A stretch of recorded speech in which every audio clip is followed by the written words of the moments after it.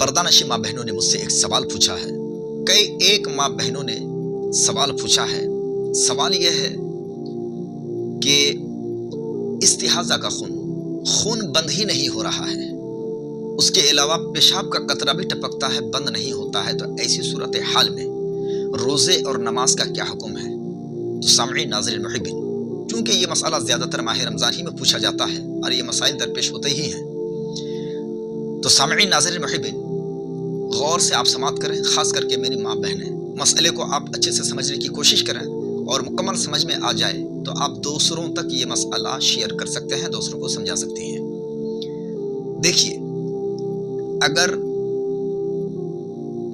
पहले आप ये बात समाअत कर लें, हमारे इंदल अहनाफ हैज़ की मुद्दत, हैज़ के अय्याम कम से कम 3 है, ज़्यादा से ज़्यादा 10 है। कम 3 से कम हो जब भी वो हैज़ नहीं, 10 से ज़्यादा हो जब भी उसको हैज़ नहीं कहा जाएगा।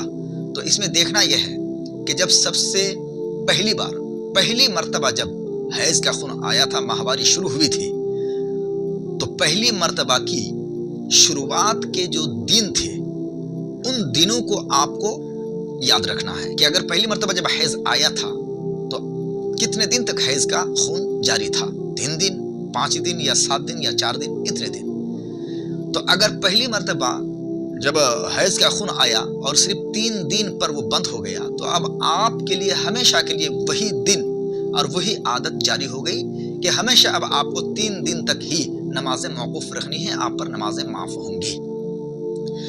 अब 3 दिन के बाद जो भी खून आएगा वो बीमारी का खून होगा, जिसको हम इस्तिहाज़ा का खून कहते हैं। इस्तिहाज़ा का खून ये माने सोमो सलात नहीं है, ना तो नमाज को रोकता है, ना तो रोज़ों को रोकता है, बल्कि जमा से भी नहीं ये रोकता, वती से भी नहीं रोकता, सोहबत ज़ौजा से भी ये रुकावट नहीं बनता।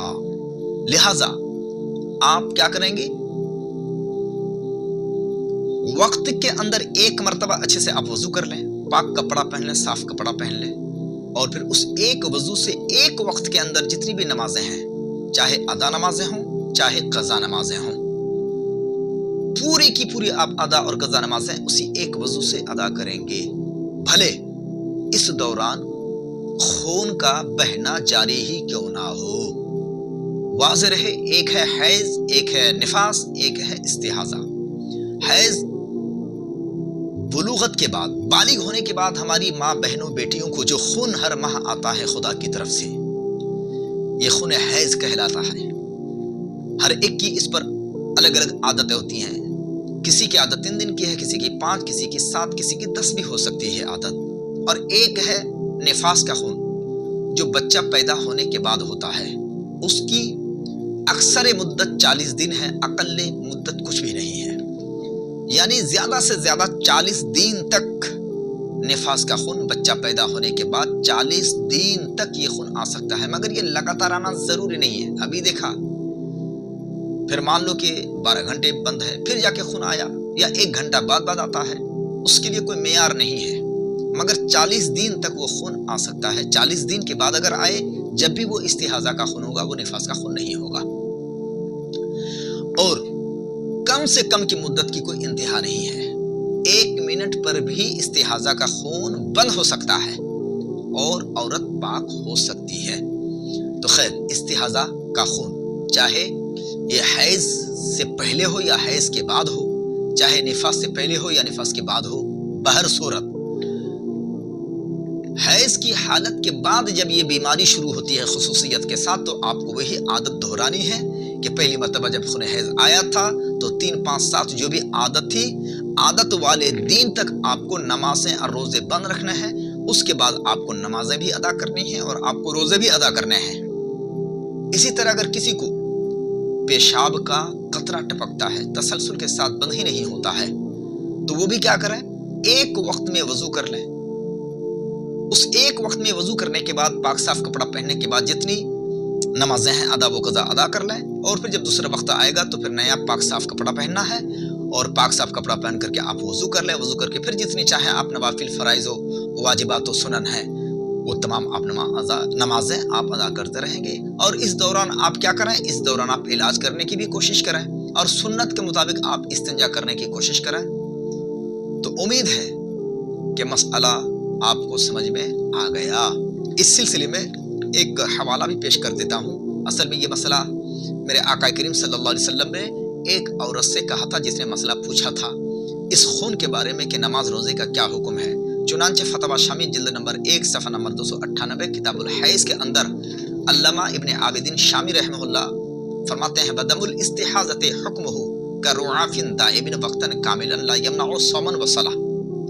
استحاضہ کے خون کا حکم رعاف دائم کی طرح، یہ رعاف دائم ہمیشہ ناک سے بہنے والا خون، یہ رعاف دائم ہے۔ اگر کسی کو ناک سے خون بہنے کی عادت ہے، بند ہی نہیں ہوتا ہے، ایک مکمل کامل وقت تک یہ خون جاری رہتا ہے، جیسا کہ پیشاب کا معاملہ ابھی آپ نے پوچھا، اس کے بعد استحاضہ کا مسئلہ آپ نے پوچھا، تو یہ رعاف دائم کی طرح مسئلہ ہے کہ ایک وقت کامل تک یہ خون بند ہی نہیں ہوتا ہے، تو پھر کیا کریں؟